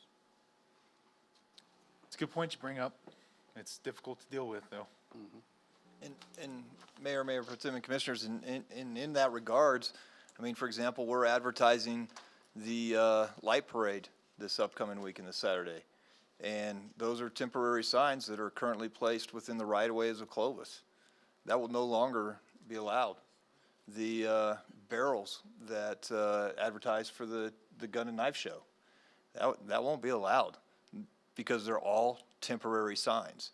And so we can't just start carving out language to allow for one thing and not allow for another thing based off content. I do have one question. Oh, go ahead. No, go ahead, Commissioner Paula. Regarding temporary signs, is the language in here for atypical temporary signs, such as maybe those on sides of vehicles that never move and things of that nature? So is the hypothetical if someone has a sign on their vehicle parked in their residence? No, not necessarily their residence, but say in a lot somewhere, a vacant lot, and it sits there and it has a sign on the side advertising a business. So the premise of the code is all signs are prohibited unless we specifically tell you can have a certain type of sign. So my answer, I think, would be we don't allow those types of signs. They're not temporary signs as we define temporary signs in here, and there's no other exception to allow those. What if somebody says it's just my car that's parked there? Yeah, I think there's a distinction between a vehicle that's in sole purpose, like another plucking chicken joint truck that is a sign, and a vehicle that's intended for use. And somewhere in there, there would be probably a way to craft that language. I'm not sure. But right now, it wouldn't be allowed, but difficult to enforce. Commissioner, are you talking more along the lines of vehicle wraps are very popular to advertise businesses? Is that what you mean? Or? No, because those move. If somebody has a appliance store or repair shop and they have their vehicle wrapped, they're moving around town. But I see often what looks to be almost abandoned vehicles with a business painted or a sign strapped to the side of the car, and is that considered a sign? In my mind, that would be a sign if the vehicle's stationary and not being used, but we could certainly add language to make that more, to clarify that. And we do have an abandoned vehicle section within our code. And so, I mean, if there is a question, that may be an avenue to say, well, that's an abandoned vehicle, because that doesn't fall underneath the definition of any of our signs. We can say that's not a sign, it's an abandoned vehicle. And if I may just go a little further, there's a lot of sign codes that allow for and regulate mobile signs, which I think those would be considered mobile signs by those sign codes. We just decided not to allow them, and just as a starting point, not in any policy reason, but we're certainly open to discussion. And by the way, I have no problem with another plucking chicken truck running up and down Prince Street. That's fine, as long as it's moving. And Mayor Pro Tem and Commissioners, and just to be clear, when I talked about the event signs, they are allowed on private property as a temporary sign. They're just not allowed in the public rights of way. Thanks for clarifying that. Dr. Lansford, did you have something to add? I was just going to add that the idea of making it a set distance from the entrance, I believe, was a great idea for business temporary signs, and it could be a solution for residential ones as well. If it was for a short period that you were allowed to have it, you know, a month or a week on the, you know, the right-of-way of the street where you could see it, but after that set time, then it has to be within 5 feet of the entrance, which would allow for, you know, sports booster and, you know, home security signs and whatnot to be close, and those don't tend to be problematic. Obviously, it's the ones right on the street that tend to be frustrating. Just a suggestion. No, that's a good suggestion. What are your thoughts on that? If we could, can we differentiate a temporary sign close to the street versus a temporary sign within some number of feet of the house? I absolutely think we could, yes. That's a great idea, Micah Lansford. Nice. Okay. And so Mayor Pro Tem and Commissioners, where I'd recommend adding that language would obviously be underneath that original definition that I read you for a temporary sign in a residential area. So the way it currently ends is that any such signs no closer than 5 feet from the curb or public right-of-way line, no taller than 3 feet. And we can put a time limit on those signs and then have a definition for anything that's closer to the home within X number of feet of the structure. They could have those without a time limit.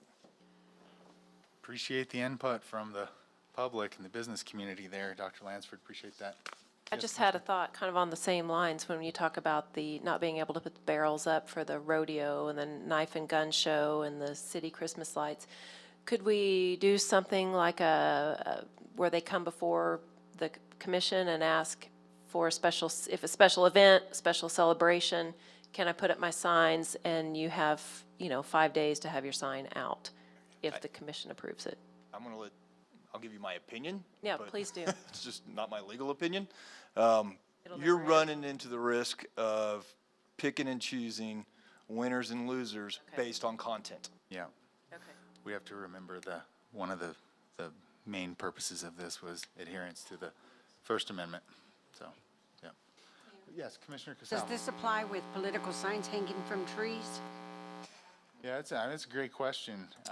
I think it does. I think that would be a temporary sign. And by the way, that's already technically illegal in our current sign code as well, so. Yeah, thanks for that. Okay, anything else that we need to address? I can't imagine what the motion might look like. We're gonna rely on the minutes from this meeting. Let me try and summarize, if I can. Please do, Mr. Howalt. I would Just be waiting impressed. for you. Yeah, thank you. Okay. I'm ready. No changes on page 1 or page 2.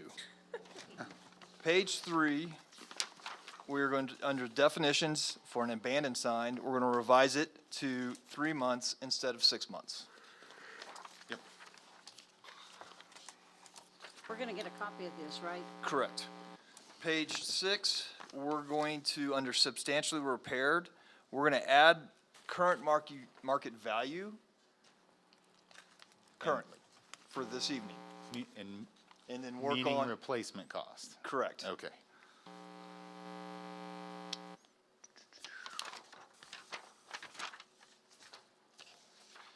On page 9, under F, we're going to add to that language change of ownership and lessor for the property.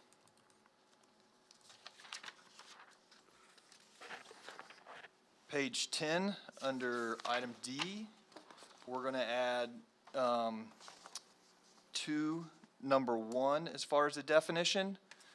We're going to add that they can have those signs out there for how many months or days? 3 temporary signs You're in residential. in residential. 30 days. Any objections to, just to make sure, 30 days? Commissioner Garza has said 30 days, if you didn't hear him down at the other end. Hearing none. And so then we're going to add another definition under temporary signs. If they're within how many feet of a structure, they can, there is no time limit. Need a number of feet. 10 feet. 10 feet. From the curb to the house? From No, the it's not from the structure. curb, this is from the structure, so from your house. Maybe 5 feet. That's just, yeah, 5, 6 feet. 5 feet, so, 5 feet's fine. yeah, 5 feet, Mr. Howell. 5 feet, okay. On page 11, underneath item E, flags, we're basically just going to say which, on the fourth line down, under 1, we're going to say whichever is higher. Okay, thank you.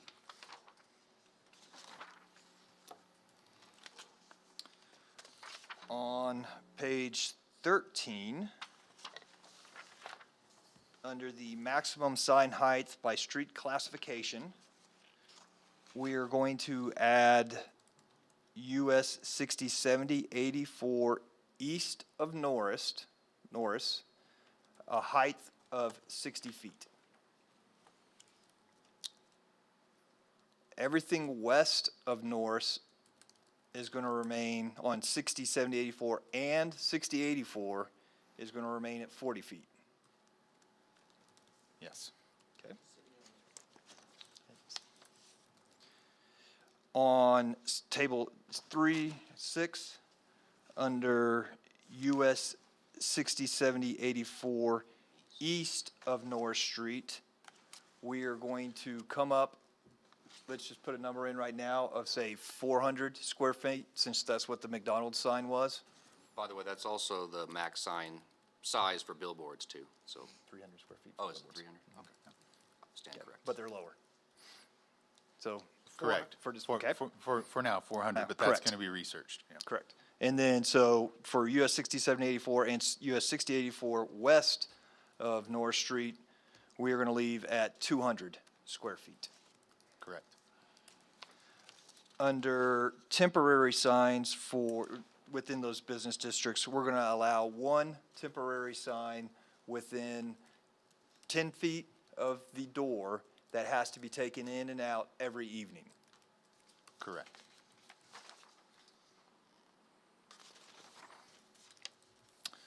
On page 16, under B1 for billboards, we're going to revise the 500 feet to 1,000 feet. Correct.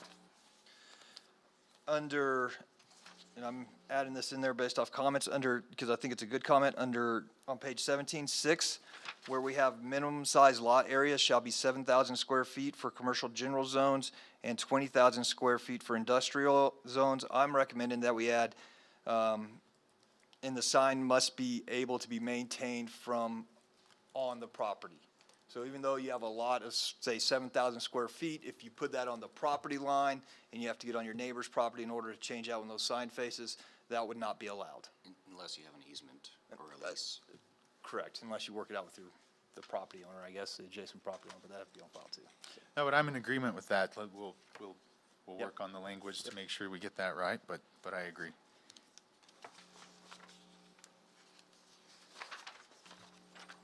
And that's what I have this evening for recommendation. And between now and next time, we can also research monument signs and draft some language for your consideration for that as well.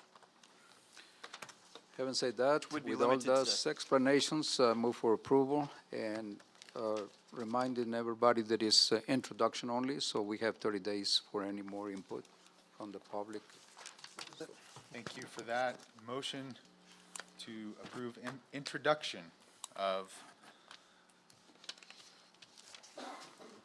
the sign ordinance. And the second, the motion to approve introduction of the sign ordinance came from Commissioner Garza. Second came from Commissioner Madrid. Commissioners, please vote.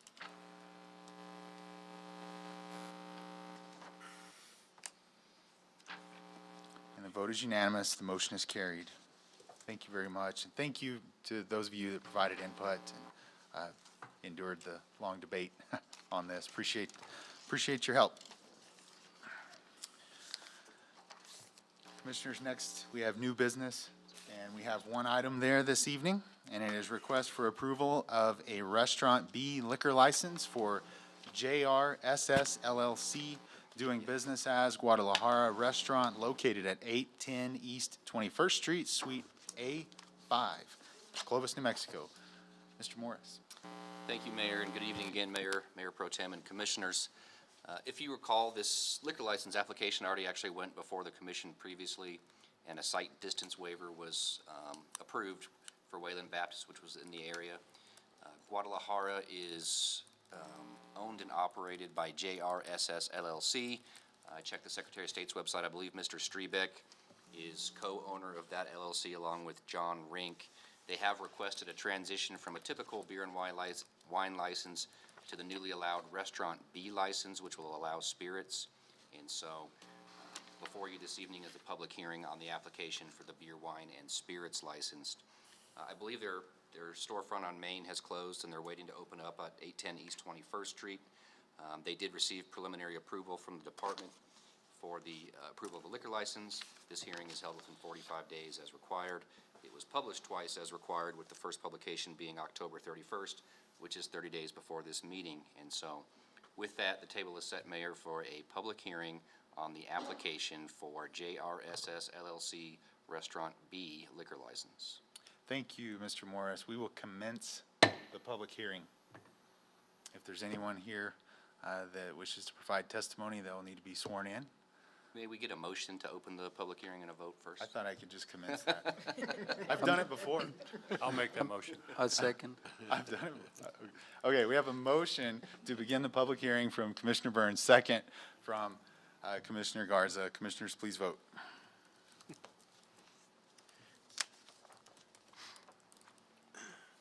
And the vote is unanimous. Thank you, everyone. We are now in the public hearing.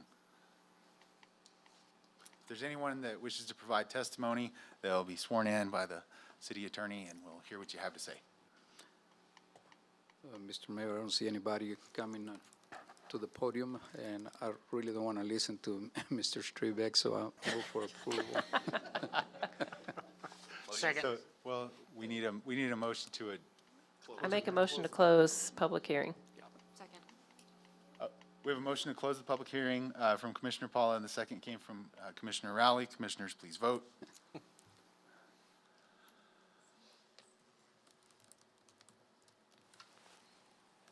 The vote is unanimous, and the motion is carried. The public hearing has been closed, so we are back to the item before you, and it is the approval of a Restaurant B liquor license for JRSS I'll make a motion for LLC. approval. Second.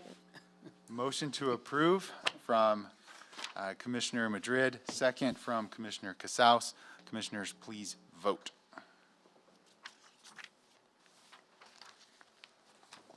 And by a vote of 7 in favor and 1 against, the motion is carried. Thank you.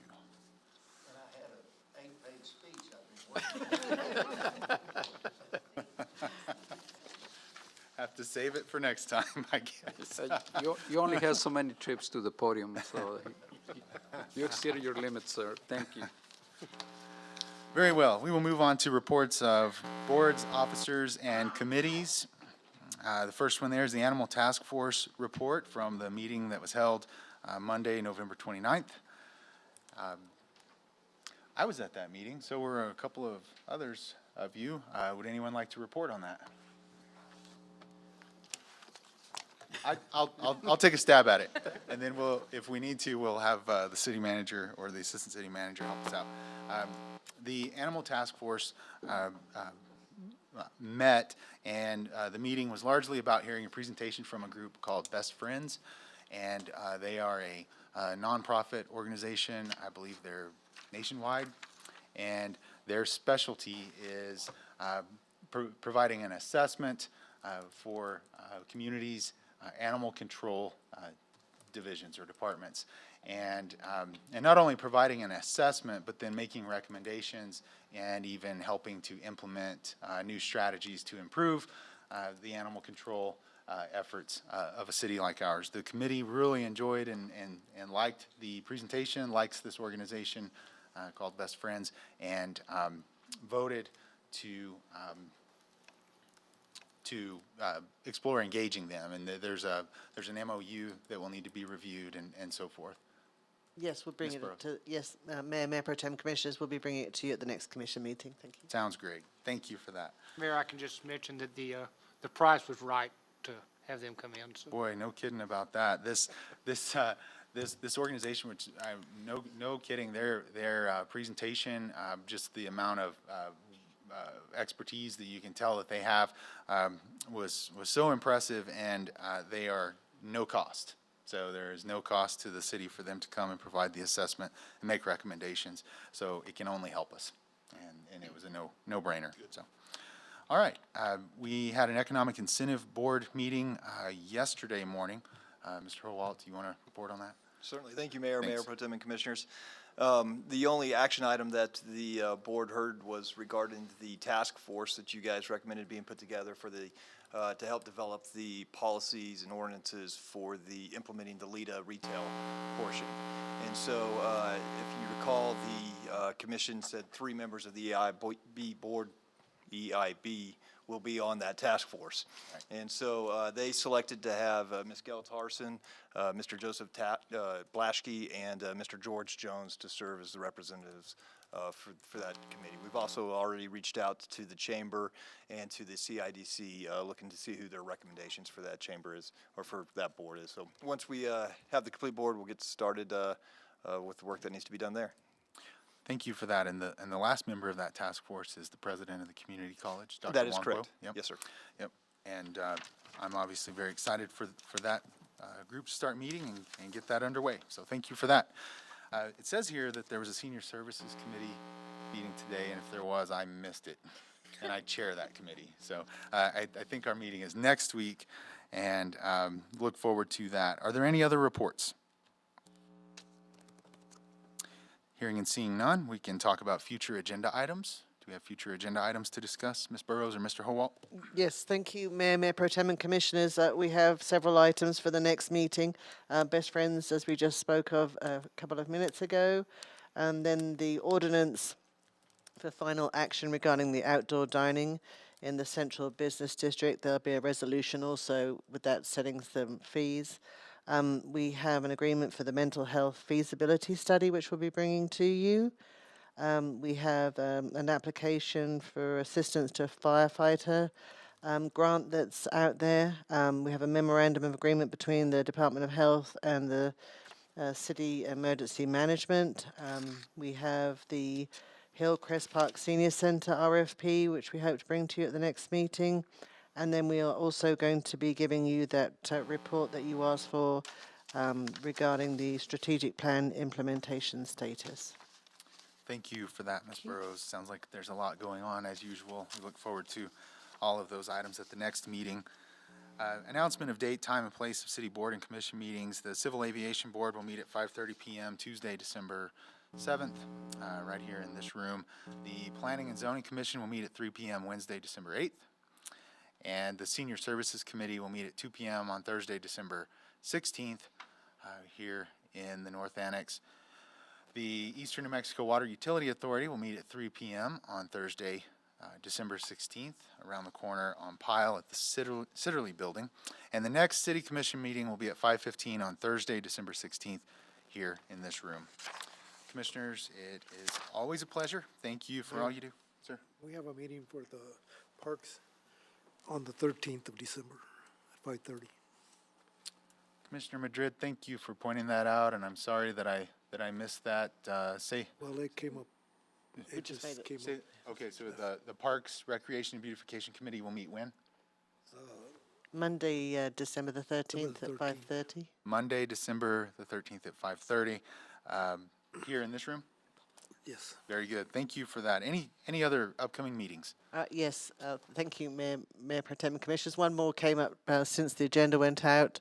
That's we need to have a Public Works meeting on the 15th at 8:30, and that will be here in the North Annex also. Thank you. Appreciate that. Thank you. As I was saying, About that one, Commissioners, it's always a pleasure. Thank you for everything you do. We are adjourned.